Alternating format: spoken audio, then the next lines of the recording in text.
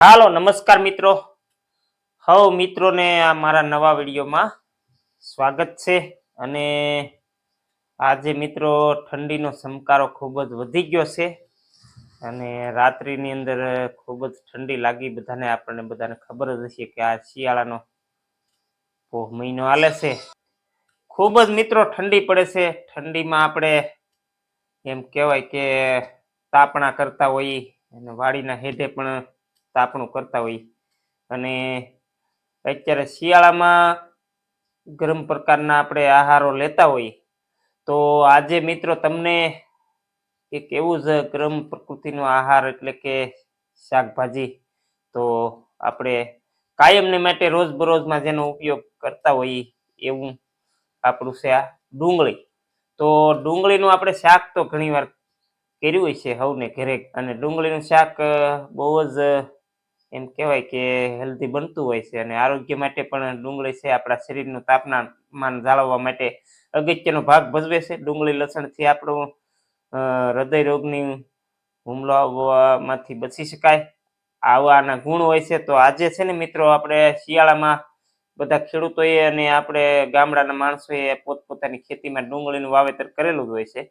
તો ડુંગળીના વાવેતરની અંદર ડુંગળીની વચ્ચે એમ કહેવાય પાનની વચ્ચે મોગરો નીકળે, મોગરો. તો આપણે બધાય ગામડોની અંદર મોગરાની ભાજી બનાવતા જ હોઈએ. તો આજે આપણે મોગરાની ભાજી બનાવવાની છે, ડુંગળીના મોગરાની ભાજી. તો આપણે આ મોગરા હમણાં તમને વાડી બતાવી એમાંથી આપણે લઈ આવ્યા છીએ. તો જુઓ, તો આ મોગરાને ભાજી કઈ રીતે બનાવવાની હોય એ આપણે ગામડા વાળાને કાંઈ કહેવાનું હોય નહીં, પણ આ તો આજે આપણે આ વિડીયો બનાવવાનો છે. તો મિત્રો મારો વિડીયો પહેલેથી છેલ્લે સુધી તમે જોતા રહેજો.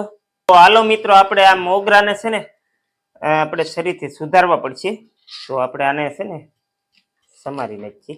તો આવી રીતે મિત્રો છે ને આમ સુધારી નાખવાના.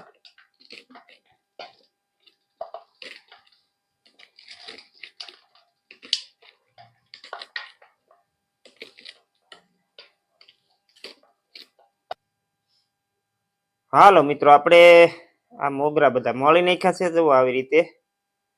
અને હવે ચૂલે જઈને આપણે આ ભાજી બનાવવાની છે. તો મિત્રો પૂરેપૂરો વિડીયો આ મારો તમે જોજો. હાલો મિત્રો, ચૂલો પેટાવી દીધો છે અને હવે આપણે થોડી વારમાં ભાજી શેડવા માટે મૂકી દેવાની છે. હાલો મિત્રો, તો લોયું મૂકી દી. હાલો, લોયું મૂકી દીધું. હાલો મિત્રો, તેલ નાખી દી.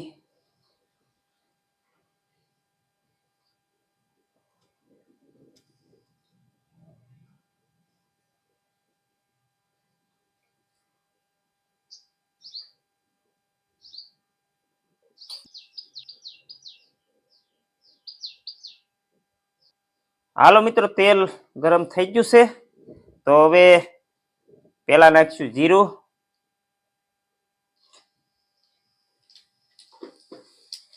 હવે નાખશું વઘારણી, હવે નાખશું લસણ,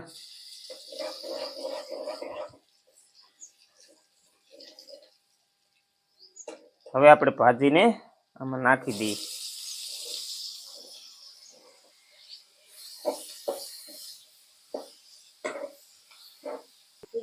હાલો, નાખી દીધું બધું અને હવે આપણે આને હલાવી નાખીશું.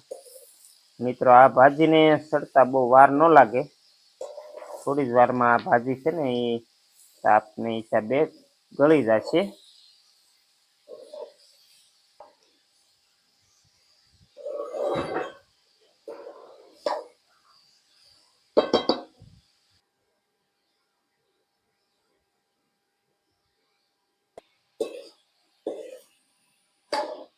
હાલો મિત્રો, હવે થોડા થોડા આ મોગરાના કટકા ગળવા મળ્યા છે. તો આમાં આપણે પહેલા નાખીશું હળદર,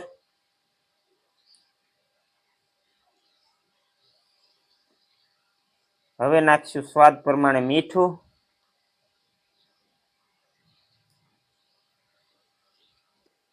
હાલો મિત્રો, આને હલાવી નાખીએ.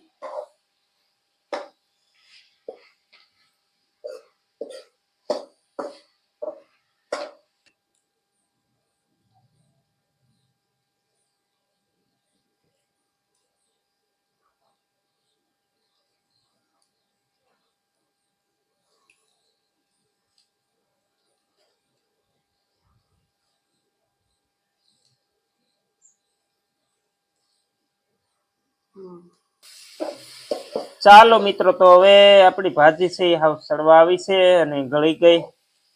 તો હવે આમાં થોડાક આપણે ટમેટા નાખશું એટલે સ્વાદ સારો લાગે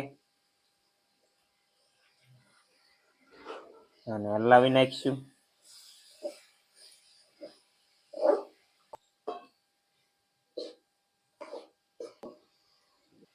હાલો મિત્રો, ભાજી સડવા આવી ગઈ. હવે આપણે મરચું નાખી દઈએ.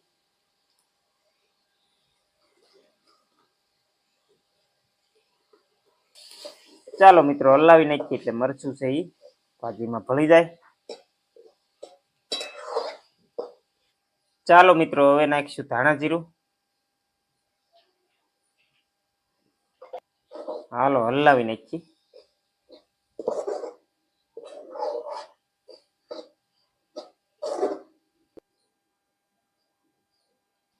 હાલો મિત્રો, આપણે ડુંગળીના મોગરાની ભાજી હવે સડી ગઈ છે, તો આપણે આમાં થોડીક કોથમીર નાખી દઈશું અને પછી ઉતારી લઈશું.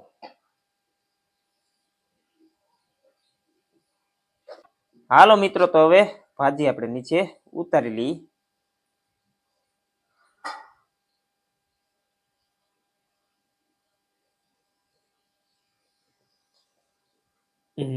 હાલો, હવે છે ને મિત્રો, આપણે રોટલા બની ગયેલા છે અને થોડી વારમાં જમવા પણ બેસી દઈશું. ચાલો મિત્રો, તો ભાજી સડી ગઈ ને આપણે અત્યારે જમી લઈએ હવે થોડુંક. અને આ ડુંગળીના મોગરાની ભાજી આજે પહેલી વહેલી આ સિઝનમાં આપણે ખાઈએ છીએ. દર વર્ષે આપણે એકાદી વાર તો આ ભાજી બનાવીએ. આપણે ડુંગળી કાંઈ વાવેલી નથી, પણ ડુંગળીના મોગરા આપણને વાડીઓમાં જાય ને એટલે મળી રહે. તો હવે ખાવાનું શરૂ કરીએ.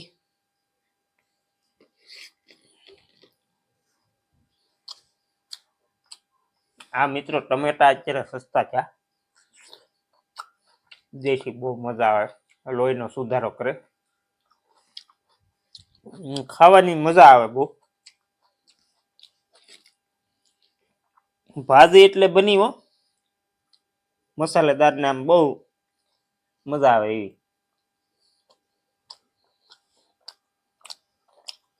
અત્યારે મિત્રો ઠંડી રેત છે એટલે છાશ બાશ આપણે ખાવાનું એની સાથે રાખેલ નથી, એમનું ખાવાનું છે.